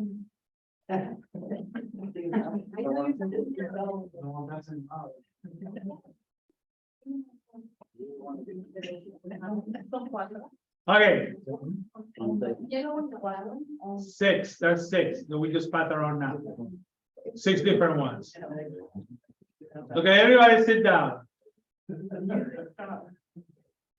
Let me call the titles. Let's see, if you don't have it, raise your hand. The first one that we passed is called Petición para un decreto de nulidad formal. Everybody got that one? Yes. Okay. La segunda es Declaración de Principios del Tribunal Matrimonial. Everybody got that? Yeah. Okay. The next one is called Ligament Petition. Okay, everybody got that? Who doesn't have the ligament petition? You got it? Okay. The next one is favor of the faith petition. Favor of the faith petition. Look like this. Everybody got that? Cedar, you got it? No. Okay, who has an extra one on your desk? It's called favor of the faith petition. Juan, are you holding the extras? No. I have ligament petition and instructions for lack of form. I made 11 copies and there are 11 of you, so should be one extra copy around. Favorite? No, the one that's called favor of the faith petition. It's here. Okay, there you go. She got it. No. Okay, Isidro, grab it. Lo tienes, Juan. Okay, now everybody has this one now. En favor, yeah. Okay, then the next one is the instructions. The one that's highlighted in yellow. That's easy. The one that's highlighted in yellow. Everybody got that one, the one highlighted in yellow? Yeah. And then the last one is the Pauline privilege. Okay? All right. Now that we have all the forms. I was gonna say first to start is when you guys become deacons, do not try to process an annulment by yourself for the first time. Okay? Always if you, and even now, as you are in the process of becoming deacons, you know, you may want to talk to your priest, talk to your deacons in your parish, whoever is in charge of doing annulments, and ask them, hey, the next time that you are going to start processing an annulment, could you please invite me to shadow you? Okay, so no tomen la responsabilidad de procesar un anulamiento por sí solos por primera vez. Busquen a alguien que ya haya procesado anulamientos y pídanle que si ustedes pueden observar. Ok, porque es un proceso complicado y ustedes no quieren cometer errores en esto. Estamos trabajando con las vidas de otras personas. We are working with people's lives. Okay, and whatever we do, if we do it wrong, we may mess up those people and we may lose them or have them lose their faith in the church. Okay, so be sure that you don't do this by yourself, do it with somebody. And if you need help, you can call me, I can help you. Okay, I have done many annulments before. Okay, I wanted to quickly go over, so when the judge receives all your paperwork, cuando el juez recibe todos sus papeles, he has to make a decision, the tribunal has to make a decision. What are the grounds? There has to be grounds to approve the annulment. Okay, so I gave you guys a form with all the different possible grounds. As a Advocate, that's the name that you will be called for. You are an advocate for the person that is processing the annulment. You may be able to suggest to the tribunal, what do you think? Yeah, that one, that's the one. I gave you this one earlier when we passed out the two sharks. Okay, you may be able to suggest to the judge, I think that this is the ground for this annulment. And don't get hurt if the judge come back and said, oh no, that's not it. After I review all the documentation, I think that this is the one. Just be happy that he find a ground, okay? Even though it may not be yours. But this is the list of all the different. So look very quickly, what are some reasons for why people can get an annulment? You know, the first one, lack of sufficient reason. An incapacity at the time of marriage to understand and intend true marital consent due to some temporary or habitual cause. So maybe at the moment that they got married, they didn't understand what marriage was. You know, defect or discretion of judgment, an incapacity to consent due to a great failure to evaluate adequately and freely choose what marriage to the other party will entail. So a person that may say, yes, I wanted to marry you, but he or she didn't really know what that meant. You know, and we can look at that and we can say, come on, how people, you know, but that if they can prove it, that could be the reason, you know. And it could be many, you know, like I said earlier, maybe somebody was forced to get married because they were pregnant. So the person really didn't know what that meant, okay? Psychic incapacity to assume and fulfill the essential obligation of marriage due to a psychological causes. That could be, you know, and remember when we went over the forms last week for the prenuptial inventory, and one of the questions, what was one of the questions? Do you or your spouse have any physical or psychological issues? And they had to say yes or no.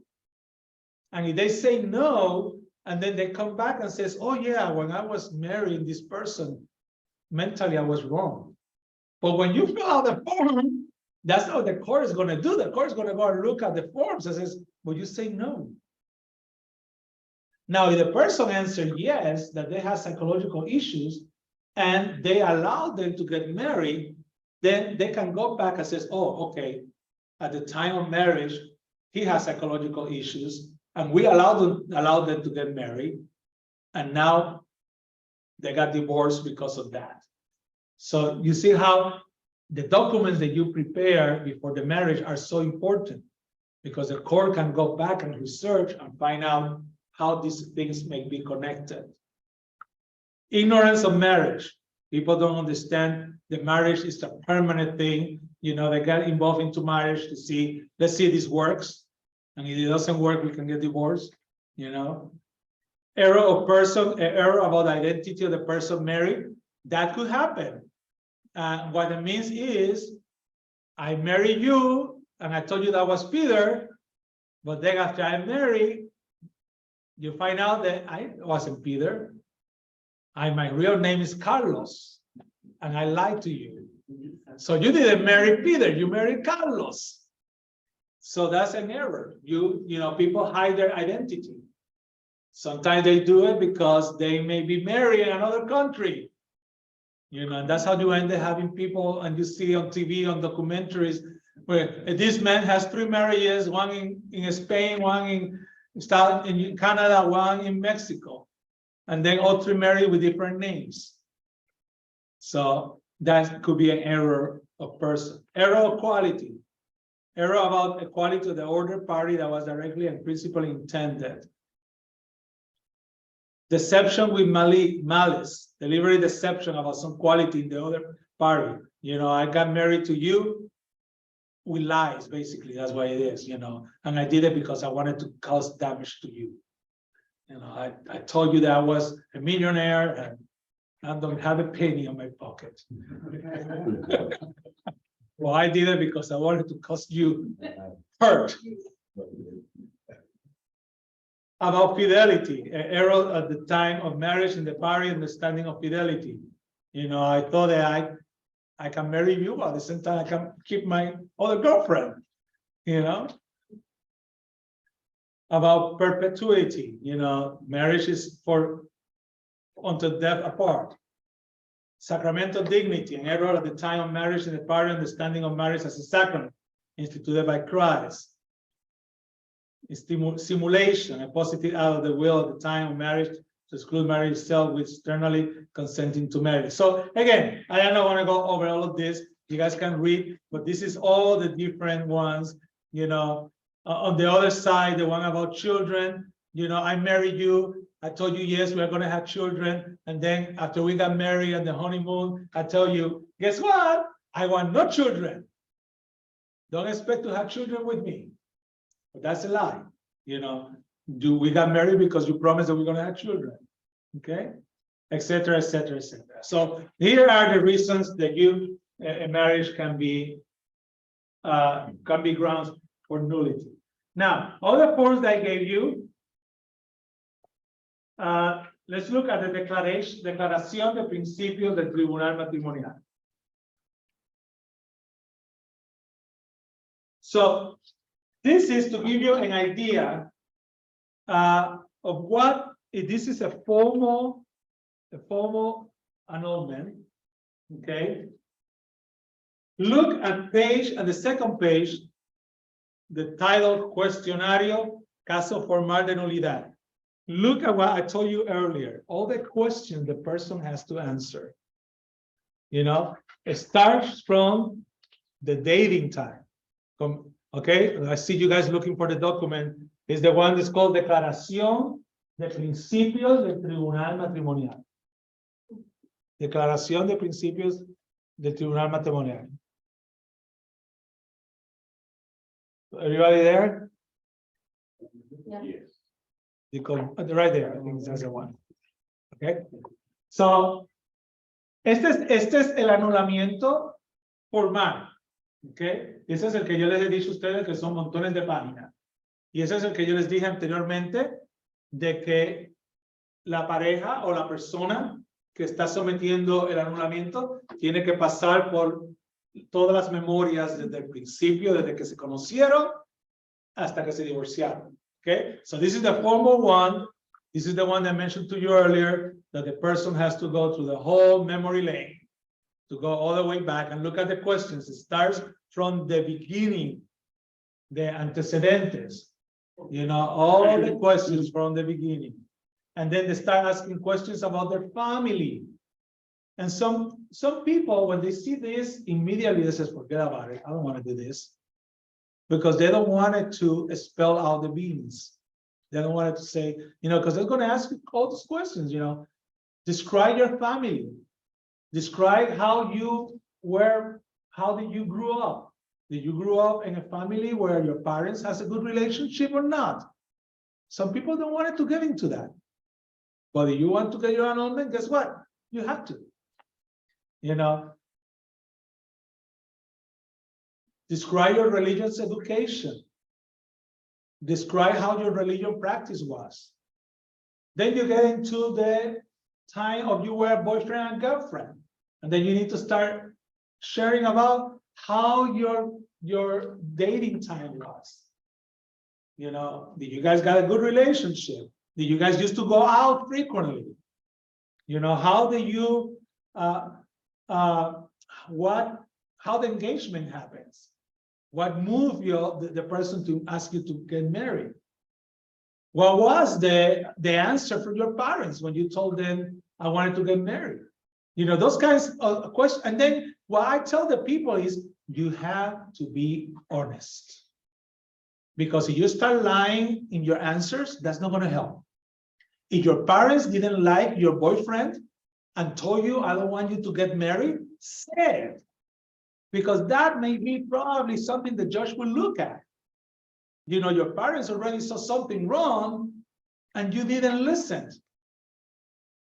You know, you have to be honest. You have to really open your heart.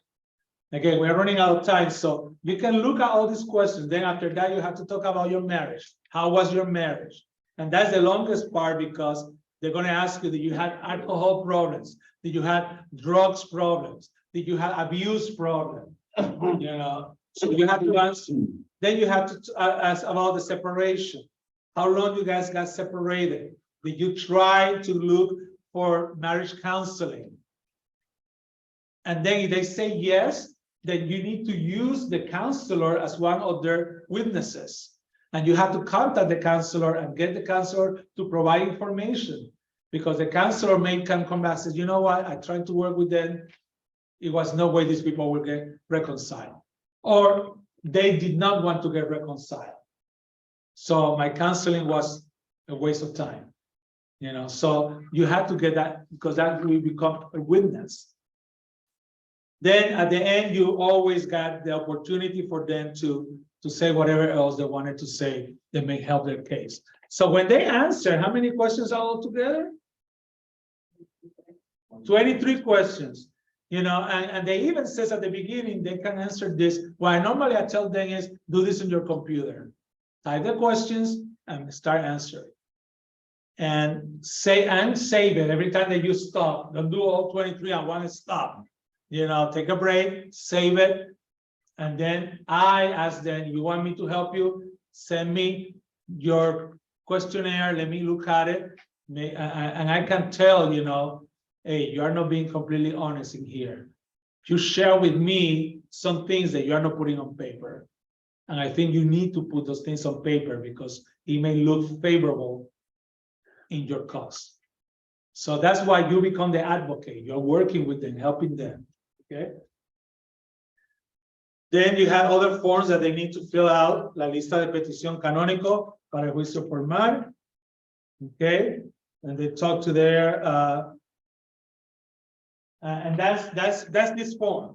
Now there are other part of this form, the one that's called petición para un decreto de la otra dice petición para un decreto de nulidad formal. That one is the one that explains about the witnesses. They explain to you what is the investigation process is. The beginning of the first part. And on this case, they need to notify the other spouse. So you cannot come and say, well, I don't want him or her to know. No, they have to, because the church and the court want to hear this side of the story too. So in this case, it's not like I'm going to fill out all these questions. You don't get to hear what the other person, because what's going to happen is they're going to contact the other spouse and they're going to ask the spouse, do you want it to be part of this? Yes or no? The best answer will be that the other spouse will say, I don't care. I don't want to be part of it. If she wants an annulment, let it have it. But if the other person says, no, I wanted the court to hear my side of the story too, then he or her are going to have to answer all the same 23 questions. And then now the court is going to have both answers.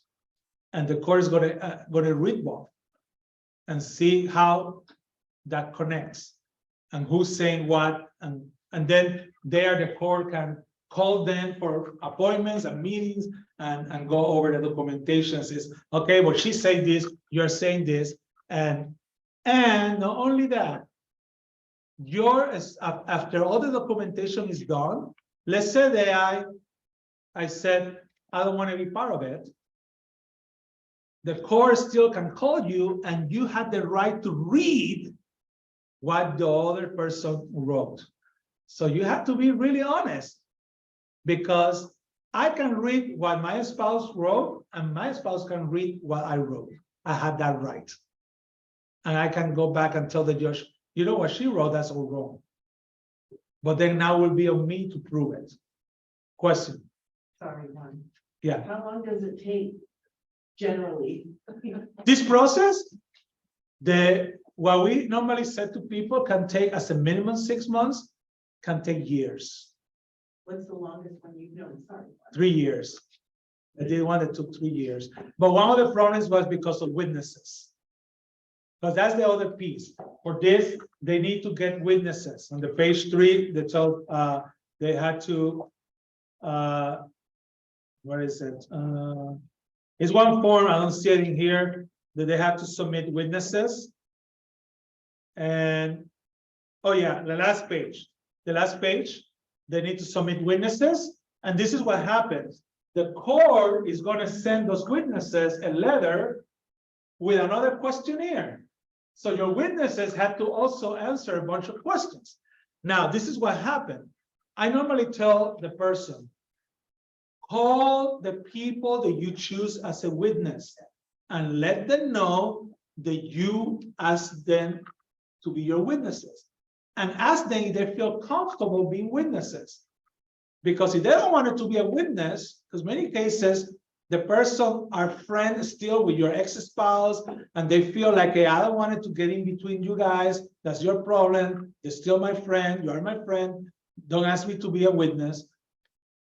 They're not going to answer the questionnaire. And then the court has to give 30 days for the person to respond. If the witness don't answer in 30 days, they're going to call you and says, okay, your witness didn't respond. You have to give me another witness. Then now you have to provide another witness. The court is going to send the questionnaire and wait another 30 days. You see how the time starts stretching out? And when they notify the spouse that their ex-spouse is submitting for annulment, they submit a letter for 30 days. And then if that person doesn't answer in 30 days, they send another letter. This time will be a certified letter. And they have to wait another 30 days. So now there are 60 days. And if that person doesn't answer after 60 days, then the court can come back and says, okay, we are going to process an annulment not in your favor, but we are going to process it without your other spouse participating because he hasn't responded. So that's why it takes long. And that's why it's important that you tell the people, you need to get witnesses, people that can speak in your behalf, and people that will be open to answer the questions and send it back on time. Because they can receive the letter and put it on the counter, 30 days pass by, and forgot to answer it. Then you are the one on hold. Okay? And normally they ask for 3 witnesses, so that's 3 different people. And then they ask for somebody to provide a character witness. They sometimes ask your parents to provide statements too. So you have to really help them to get all this. So the longer form, which is this one, that's a more tedious and difficult because how long it takes. The other ones, like the lack of form, you only require 1 witness. And it's just to somebody to say, yes, they were married, they got divorced. I knew about that, that's it. Okay.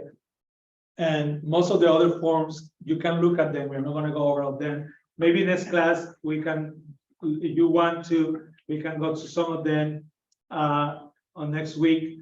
But most of them, if you look at it, 2 pages, very simple. The probably privilege got a little more. They ask for each of them for 1 witness. That's all that they need, 1 witness. And then the lack of form, which is the easiest one. Look at this one too. And if you have any questions, let me know. But this one is very easy. They only had 1 witness too. And that's it. And for the lack of form, you don't even have to get your other spouse involved. That's the only one. The lack of form is the only one. You don't get the spouse informed, okay? He will find out after it's all done. Oh, thank you. 2 processing annulment. All right. But if it's a formal one, yes, that can take a long time. All right. Okay, thank you. I know that went over my time. There are some extra forms. Does anybody want to take an extra one? All of these over here are extras. If you guys want to take extras, if not, they're going to go to the recycle bin. All right. Glory be to the Father, and to the Son, and to the Holy Spirit. As in the beginning, it's now, and ever shall be, world without end. Amen. In the name of the Father and the Son.